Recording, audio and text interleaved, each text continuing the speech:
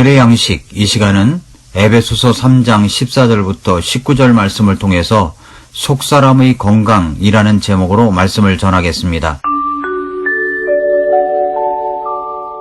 우리가 기도하는 제목을 이야기할 때마다 건강을 위한 기도 제목이 참 많습니다. 정말 우리는 건강하게 살아야 하는데 건강하지 못할 때가 많습니다. 건강의 문제는 우리 모두가 다 갖고 있는 숙제입니다. 우리가 추천도서로 읽었던 효소 식생활이라는 책을 보면 일본의 경우 암 환자가 2명 중 1명은 암에 걸리고 3명 중 1명은 암으로 죽는 시대라고 말합니다.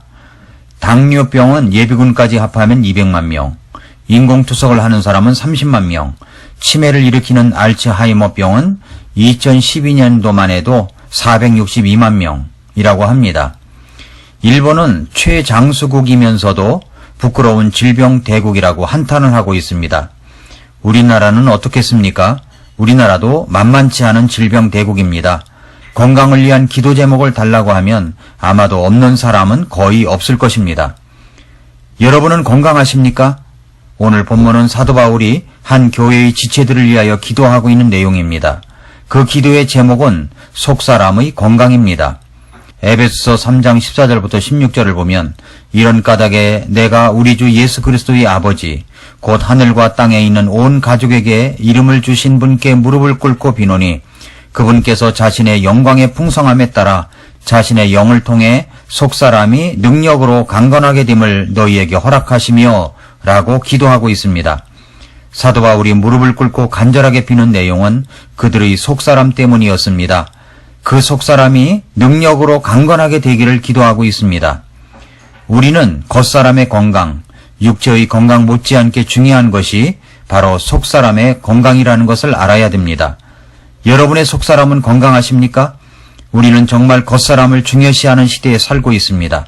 그의 직업, 사업, 재산, 사회적 위치, 미모 등 그러한 것에 더 많은 관심을 갖고 있고 집중하고 있습니다. 강남 압구정동을 지나갈 때면 건물마다 2-3개씩 있는 것이 성형외과입니다. 사람마다 자기 모습이 생긴 것이 마음에 들지 않아 이리저리 고치고 싶은 마음이 있는 것 같습니다. 그래서 성형외과를 찾아 이렇게 저렇게 고칩니다. 어찌되었든 우리의 육체는 반드시 사라질 날이 옵니다. 그날은 반드시 찾아옵니다. 오드리 헵번의 젊은 날의 모습을 보면 정말 예쁩니다. 어떤 아이는 자기의 닉네임을 오드리 딜번이라고 지은 애도 있을 정도입니다. 그러나 오드리 헵번도 점점 늙어갔습니다. 사람들은 말하기를 그가 정말 아름다웠던 것은 그녀가 영화계에서 화려한 시절을 보냈을 때가 아니라 영화계 은퇴 후 유니세프 대사로 인권운동과 인도주의 활동에 참가하여 제3세계 오지마을을 들어가 빈민들을 도울 때라고 말합니다. 그녀는 1992년에 암투병 중인데도 불구하고 소말리아를 방문하여 봉사활동을 하는 등 아주 헌신적이었습니다. 겉사람은 점점 늙어갑니다. 그래서 사도 바울은 이렇게 고백했습니다. 고린도후서 4장 16절에 우리의 겉사람은 썩어 없어져도 속사람은 날마다 새로워지는도다 라고 말했습니다. 그 속사람에 대한 관심은 에베소 교회 성도들을 향하여 기도하는 중에도 나타납니다. 우리의 속사람은 어떻게 강건하게 될 수 있는 것입니까? 구원받은 모든 사람들에게는 속사람이 있습니다. 이 속사람의 건강을 놓고 기도하고 있는데 그렇다면 그 속사람의 건강은 어떻게 진단할 수가 있습니까? 여러분의 속사람이 건강한지 그렇지 않은지를 어떻게 진단할 수 있는 것입니까? 오늘 본문은 에베소서 3장 16, 17절에 보면 이렇게 말씀합니다. 그분께서 자신의 영광의 풍성함에 따라 자신의 영을 통해 속사람이 능력으로 강건하게 됨을 너희에게 허락하시며 믿음을 통해 그리스도께서 너희 마음속에 거하게 하시고 또 너희가 사랑 안에서 뿌리를 내리고 털을 잡아 라고 말씀했습니다. 사랑 안에서 뿌리를 내리고 털을 잡아야 한다고 말씀합니다. 이 말씀은 속사람을 사랑으로 말씀하고 있습니다.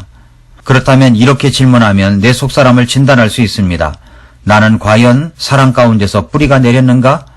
내 신앙과 나의 삶은 사랑 가운데서 얼마만큼 뿌리가 내리고 털을 잡고 있는가? 이런 질문입니다. 이것이 바로 속사람을 판단할 수 있는 방법입니다. 우리의 속사람의 건강, 혼의 건강은 사랑의 순도가 어떠한가에 따라서 측정할 수 있습니다. 내 혼의 순결함과 내 속사람의 깨끗함과 속사람의 강건함은 오직 강력한 사랑의 순도에 의해서만 측정할 수 있는 것입니다. 그렇다면 우리는 이런 질문을 또 해봐야 합니다. 나는 사랑 가운데에서 얼마나 뿌리가 깊게 내려있고 터가 견고하게 세워져 있는가 하는 질문입니다. 그렇다면 우리가 어떻게 해야 사랑 가운데서 뿌리가 내려지고 터를 잡아 굳게 할 수가 있는 것입니까? 오늘 본문 말씀은 이것에 대해서 세 가지로 말씀합니다. 첫째, 우리는 어떻게 사랑 가운데서 뿌리가 깊어질 수 있을까요? 둘째, 우리는 어떻게 뿌리 깊은 사랑의 나무로 성장할 수 있을까요? 셋째, 우리는 어떻게 사랑 가운데서 터를 잡아 견고해질 수가 있을까요? 이와 같은 질문들의 답을 하기 위하여 먼저 우리가 알아야 될 것이 있습니다. 그것은 첫 번째로 우리가 그리스도의 사랑을 더욱 알아야 합니다. 오늘은 그 첫 번째만 살펴보겠습니다. 에베소서 3장 18절 19절에서 모든 성도들과 함께 너비와 길이와 깊이와 높이가 어떠함을 능히 깨닫고 지식을 뛰어넘는 그리스도의 사랑을 알아 하나님의 모든 충만하심으로 충만하게 되기를 구하노라 라고 했습니다. 이 말씀에 보면 그리스도의 사랑을 알아 라는 말씀이 19절에 나옵니다. 그리스도의 사랑을 알다 라는 말은 개념적인 연구를 말합니다. 나의 지식이 점점 증가함에 따라 그 지식을 좀 더 가까이 내 것으로 붙잡아두는 과정을 말하는 것입니다. 그리스도의 사랑을 알아가라고 말씀하십니다. 그렇다면 우리는 점점 그리스도의 사랑을 얼마만큼 축적하여 알아가고 있습니까? 그리스도의 사랑을 알 수 있는 객관적인 것은 하나님의 말씀, 성경밖에 없습니다. 여러분은 성경을 통해서 그리스도의 사랑을 알아가고 있습니까? 그리스도의 사랑을 알기 위해서 말씀을 듣고 말씀을 읽고 있습니까? 성경 말씀을 연구하고 있습니까? 성경 말씀을 듣고 읽고 연구하는 가장 큰 목적은 주님의 그 사랑을 알기 위해서입니다. 성경 말씀을 통해서 그리스도의 사랑을 구체적으로 알아가야 합니다. 찬송가에 이런 찬송이 있습니다.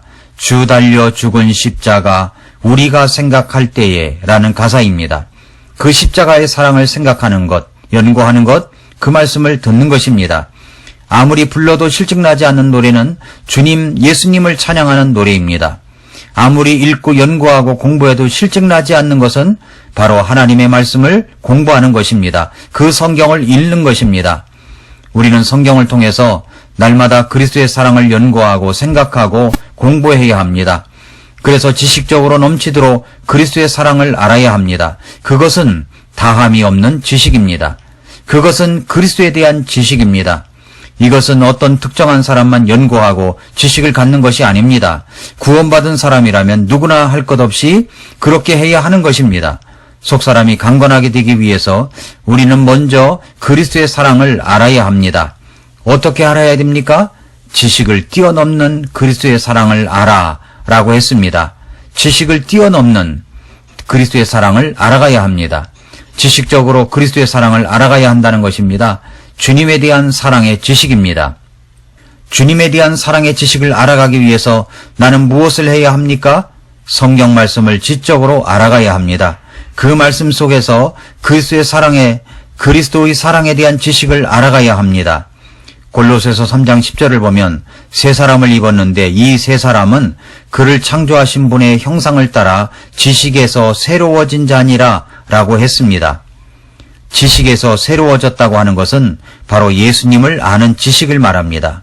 참된 지식은 우리가 그리스도를 알아가는 지식입니다. 베드로서 1장 5절부터 7절을 보면 믿음의 덕을, 덕의 지식을, 지식의 절제를, 절제의 인내를, 인내의 경건을, 경건의 형제의 친절을, 형제의 친절에 사랑을 더하라 라는 말씀이 있습니다. 여기 보니까 믿음의 덕을, 덕의 지식을 그랬습니다. 여기에서 지식이란 바로 예수 그리스도의 사랑을 알아가는 지식입니다. 사랑하는 성도 여러분, 우리의 겉사람은 날로 썩어갑니다. 그러나 우리의 속사람이 날로 새로워져 가려면 먼저 그 속사람의 중심인 그리스도의 사랑을 알아가야 합니다. 먼저 지식적으로 알아가십시오. 그 지식은 성경에서 나오는 지식입니다. 성경을 읽고 성경 말씀을 듣고 성경 말씀을 공부하는 단 한 가지 이유가 있다면 우리는 나를 구원하신 그 그리스도의 사랑을 지식적으로 알아가기 위해서인 것입니다.